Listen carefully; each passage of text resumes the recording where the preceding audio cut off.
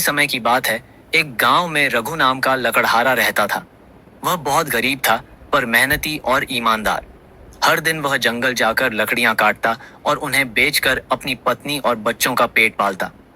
रघु अनपढ़ था, लेकिन उसके मन में एक सवाल हमेशा उठता था। क्या यही जीवन है? क्या गरीबी से बाहर निकलने का कोई रास्ता नहीं? एक दिन जंगल में लकड़ियां काटते हुए उसे एक गुफा दिखाई दी।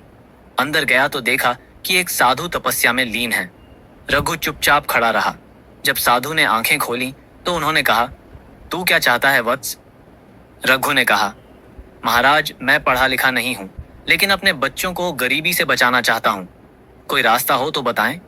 साधु मुस्कुराए और बोले, मैं तुम्हें एक ऐसा ग्रंथ देता हूं जो अमूल्य है, लेकिन इसका ज्ञान केवल वही समझ सकता है जो पढ़ना जानता हो।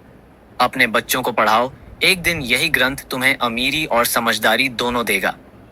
रघु ने ग्रंथ लिया, लेकिन उसे पढ़ नहीं सका। उसने घर आकर संकल्प लिया कि वह अपने बच्चों को पढ़ाएगा। दिन में वह लकड़ियां काटता और रात को स्कूल के बाहर बैठकर अपने बच्चों को पढ़ते देखता। समय बीता, उसके बच्चे शिक्षित हुए। बड़े बेटे विजय ने उस ग्रंथ को पढ़ना शुरू किया।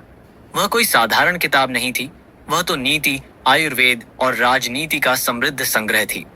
विजय ने उन शिक्षाओं से एक आयुर्वेदिक दवाओं का व्यापार शुरू किया और देखते ही देखते उनका परिवार संपन्न हो गया।